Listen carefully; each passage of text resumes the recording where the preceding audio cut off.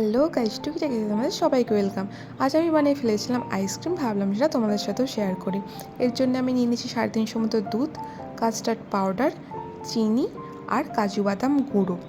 আমার মা কিন্তু এই দুধটা আগে থেকে খুব ভালোভাবে জাল দিয়ে রেখেছিল, বাটিটা দেখেই নিশ্চয়ই বুঝতে পারছো তোমরা। এখানে আমি নিয়ে নিচ্ছি 3 চামচের মতো কাস্টার্ড পাউডার। আমি এই ব্র্যান্ডের কাস্টার্ড পাউডার ইউজ করেছি, তোমরা চাইলে যে কোনো ব্র্যান্ডেরই ইউজ করতে পারো। কাস্টার্ড পাউডারটাকে ভালোভাবে মিশিয়ে নেওয়ার জন্য আমি 2 হাতা ঠান্ডা দুধ কিন্তু আগে থেকেই তুলে নিচ্ছি, কারণ ঠান্ডা দুধে কাস্টার্ড পাউডারটা ভালোভাবে মিশে যায়। এবার তুমি যদি কাস্টার্ড পাউডারটাকে এবার সরাসরি গরম দুধের মধ্যে দিয়ে দাও না, তাহলে সেটা দলা পাকিয়ে যাবে বা মিশিয়ে নিতে অনেক সমস্যা হয়। তাই আমি ভালো করে কাস্টার্ড পাউডারটাকে এখানে মিশিয়ে নিচ্ছি। এরপর আমি ওভেনটা জ্বেলে নেব। এর মধ্যে আমি বসিয়ে দেবো দুধ। দুধটাকে ভালোভাবে গরম করার পরে এর মধ্যে আমি অ্যাড করব চিনি। এখানে আমি 6 থেকে 7 চামচ মতো চিনি নিয়েছি। তোমরা তোমাদের মতো চিনি ইউজ করো, মানে যে যেরকম মিষ্টি খেতে পছন্দ করো। চিনিটাকে আমি ভালো করে গুলিয়ে নেব। আমাদের বাড়িতে বেশি মিষ্টি কেউ খেতে চায় না, তাই আমি এখানে কম চিনি কিন্তু ইউজ করলাম। তোমরা কিন্তু তোমাদের মনের মতো করে ইউজ করো। এরপর আমি এর মধ্যে দিয়ে নেব কাজু বাদাম গুঁড়োটা।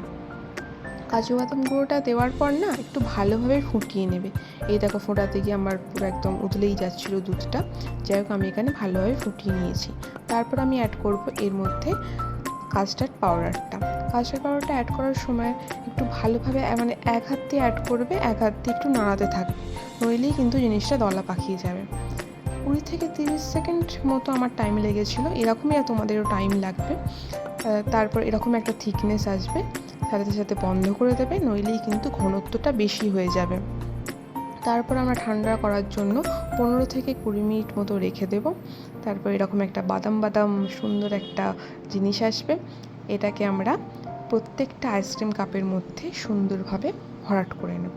একদম নাড়িয়ে নাড়িয়ে ভরাট করবে, নইলেই কিন্তু মাঝে মাঝে ফাঁক রয়ে যাবে। যাই হোক, আমি এখানে প্রত্যেকটা আইসক্রিমের কাপকে ভালোভাবে আটকে নিচ্ছি। তারপর এই রকম একটা জিনিস এসছে, দেখতে বেশ ভালোই লাগছে।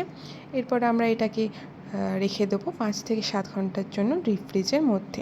তোমরা চাইলে এটা ওভারনাইটও রাখতে পারো। এত গরম ছিল কি বলবো, বের করার সাথে সাথেই গলে যাচ্ছিলো আইসক্রিমগুলো। যাই হোক, খেতে কিন্তু খুব ভালোই হয়েছিল।